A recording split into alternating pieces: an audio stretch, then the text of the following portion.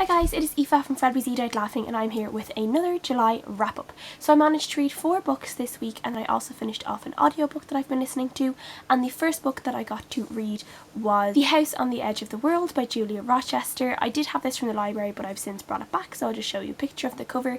And this is about a family whose dad fell off a cliff or a pier when he was drunk and he drowned. They never saw him again and he died, and it's kind of just about how all the different members of the family deal with this, and then how the granddad of the family has spent his entire life drawing this massive mural on one of the walls in the house that they all live, and everything kind of comes back to this picture. And there's just kind of like this mystery that's in the picture, and it's like years later the children of the family are kind of thinking about their dad's death again, and they're trying to maybe solve some things that they feel are unsolved. And it was quite good. It was like more of a family drama. There was nothing really like really exciting that happened in it. You're just kind of learning about the family, but I did kind of like the way it flowed. It wasn't, you know, there was a nice pace to it. I think we kind of saw the characters, how they grew, how they didn't grow, you know, different things, how they were dealing with everything, how they deal then with the impending death of their grandfather as he gets older, as they get older. And yeah, so I think I gave it a 4 out of 5 stars in the end, as it was quite enjoyable. And yeah. The audiobook I finished this week was called 0.4 by Mike Lancaster. This is a YA paranormal story about a boy who is living in this small town, and then one day everyone in the village, something happens to literally like everyone in this village except to him and 3 other people.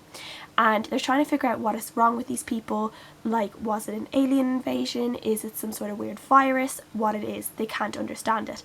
And the whole thing is told on tapes. It's kind of like where you're listening to it years and years and years and years in the future. And these historical documents are this boy talking into the tapes and saying what happened. And it's quite interesting because you have the boy talking to the tapes, and then now and again you'll have a note from like the professor who has like, you know, or from the person who has kind of like studied the tapes, and they're trying to like explain what certain things are, like Britain's Got Talent and Coldplay and stuff like that.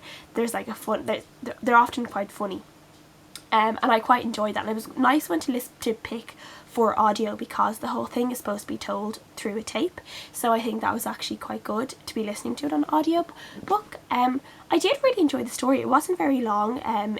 It didn't seem to take too long, which is grand because it was on an audiobook as well. And I kind of feel like I got through it very quickly. I was interested in it, I was engaged, so I gave it a 3.5 out of 5 stars in the end. The next book I finished was Watch the Lady by Elizabeth Fremantle. This is a book about a woman who is kind of a lady in waiting in the Queen Elizabeth's court when she is kind of older. She's like 50-60 years of age, so kind of like the last 20 years of her reign basically.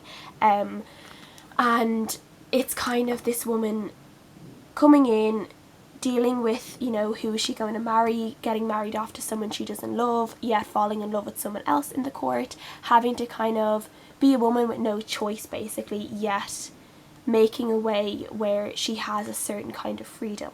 And she's quite interesting. She's very like, she doesn't care about what people think. You know, she will go and kind of do whatever she wants to do and say, you know, like, toss the others, I don't care, let them gossip, I'm going to do what makes me happy. For the most part she is in this book, and it's very interesting.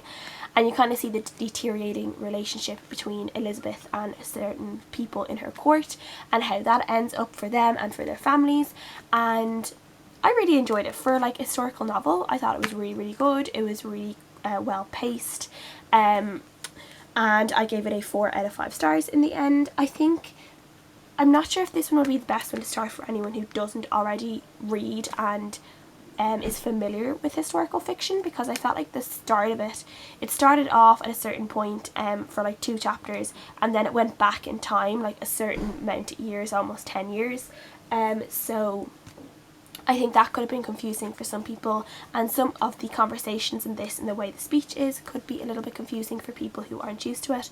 But I've read enough historical fiction that I was pretty much fine, and I really enjoyed it in the end, and I gave it 4 out of 5 stars. The next book I have is a memoir, and it is Fat Chance by Louise McSharry. This is a book that I received from Penguin Random House Ireland in exchange for an honest review, and Louise McSharry is an Irish broadcast journalist in Ireland, obviously, and this is just kind of her memoir about her growing up with an alcoholic mother and getting into the Irish broadcasting industry, radio industry, and then her dealing with cancer and body image and weight images and stuff like that. I thought it was quite good. I did enjoy it. It was very relatable. You do kind of feel like she's just talking to a friend. You know, she has a very good way of conversing, I guess, with her reader. You do feel like she's kind of just telling you a story. I really enjoyed that. It's terrible to say when someone's talking about like cancer and growing up with a mother that has alcohol problems, but there were times where I felt like it was a little bit needy and a little bit try hard and saying like, this is such a terrible thing, feel sorry for me, because, you know, even though I don't feel sorry for myself, you should probably feel a little bit sorry for me. So here are some of these horrible things that happened to me, or here's, you know, how I dealt with all these horrible things with my head up high and stuff like that. So I think some of it was a little bit needy, but I was able to kind of look past that and just keep going. I kind of like what she said about kind of her body image and then how she kind of deals with being a bigger woman. Some of the stuff she has about cancer and stuff is actually quite funny, like some of the situations she got herself in, like when she had to like get her boyfriend to get her a change pajama pants because she had soiled herself, and she was kind of saying there's no turning back once, you know, you've shat your pants, and he has to help you deal with it. So that was actually pretty funny. And she also has a little bit of this where she's dealing with IVF and fertility because of her cancer treatment. Is kind of left her where it is very difficult for her to conceive, and she was talking about kind of her feelings about IVF and fertility and how it might never happen for her, and at the moment she's like 7 months pregnant, I think, and it was just really nice reading that chapter because I know that she is pregnant and she is having a baby. I gave this a 3.5 out of 5 stars in the end. I did enjoy it, and I think for anyone who's living in Ireland in particular and just wants to learn a little bit more about her, because I didn't know that much about her when I first started reading this, and yeah, I enjoyed it. And then the last book that I managed to finish this week was On the Other Side by Carrie Fletcher. Most people know Carrie from her YouTube channel, and this is her first fiction book, and I got it in the post on Friday morning, and it was a very much needed surprise after all the stuff that was happening in the world on Friday morning, and I kind of woke up to that and was dealing with that in work, and this came in the post and it made me smile, and I just started to read it right away because I just knew I needed it. So basically, if you don't know what this is about already, this is about a woman called Evie Snow, she's around like 82 I think when she dies, and she ends up finding herself in this old apartment building that she lived in when she was 27, and her door won't open, and then she ends up finding out that her soul is too heavy for her to pass through her door to the other side, to her kind of her own personal heaven basically, and she has to deal with the things that have kind of been dragging her down for her entire life, and she has 3 big secrets that she needs to deal with and kind of let people who she has left behind find out about, and, you know, kind of lighten her soul a little bit, that, you know, it's kind of, you know, it's not pressing down on her anymore. And all we know that about Evie is that she was in love when she was 27 to a man called Vincent Winters, and there's kind of a love story involved, and it's kind of not a tragic love story, but, you know, it's not one of those perfect happily ever after kind of love stories, and we have to find out why that was and what Evie and Vincent did with it and all that kind of stuff.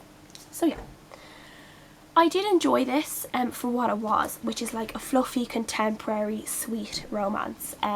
There was nothing spectacular about it. Like, it is her first fiction book, and there were certain things in it that kind of held me back, and I was kind of like, oh Jesus, you know what I mean? Just some of the phrases were a little bit over-described, sickly sweet, I guess, descriptions and stuff like that, and phrases, and a little bit unbelievable now and again with some of the stuff that they were saying to each other. But it was cute. I do think that the main characters are really like Carrie and Pete, who's her boyfriend in real life. Like, they are very, very similar, and I think that their personalities within the book rely heavily on the fact that they are quite like Carrie and Pete. So I feel like people are reading this and they're really loving the characters because they remind them of Carrie and Pete, where I don't think the characters can stand very well on their own 2 feet. Now I know the people who don't know Carrie and don't know Pete will probably go into this and they could really like the characters, but for me I felt like they were relying too heavily on their kind of real life counterparts, and I kept being like, all the characters kept talking about Evie and kept talking about how, you know, how crazy she was and how lovely she was and how she had this big amazing heart and she was a little bit bonkers and stuff like that. But I saw no evidence of this in the story. I never felt like I was being shown that she was all these things that people were saying. Yeah, it was like we had to accept them because they were saying it, yet for all the different things I saw Evie do, I never really thought that she was anything spectacular. She was a little bit of a flat character for me. I didn't particularly warm to her. I didn't particularly warm to Vincent. I didn't swoon over him. I didn't think he was a, you know, real romantic kind of male lead, I guess. I just didn't really have any strong feelings towards him at all, which is a little bit strange because normally I do quite fall for the male love interest in these books. But yeah, for some reason I didn't with this one, but I do think it was written quite well. I think there are some chinks in it that can be ironed out just with writing more books. I think it's just kind of, you know, the fact that it is her first fiction book, so there are things that need to be improved, obviously, but I'm not going to hold that against her too much because everyone has to start somewhere, and I think this is a very strong start, and I'm definitely looking forward to seeing what else she writes because this was such a super cute story. It had all these beautiful kind of little bits of magical realism in them that had a kind of once upon a time feel, and I really enjoyed it. In the end, I did enjoy it, apart from all, like, you know, just the little things. And there was a thing where, like, no one in this book had, like, a regular surname. Everyone had this, like, some sort of surname centered around, like, the weather. There was, like, Mr. Autumn, Mr. Summer, Mr. Winters, Mrs. Snow, Mrs. Frost, Mr. Pear. That was kind of weird. That kind of annoyed me a little bit, but I think that just kind of ties in with the little kind of magical realism, fairy tale-esque kind of feel that it has as well. So I was able to deal with that by the end of the book, but at the start of the book it annoyed me a little bit. But 3.5 stars overall. I did really enjoy it. If anyone likes a little bit of a romance story, I would definitely say to pick this up. It's sweet, and it's enjoyable, and that's sometimes all that you need. So that is everything I read this week. Please let me know what you guys think. Leave comments down below. And thank you for watching. I'll see you guys again next time.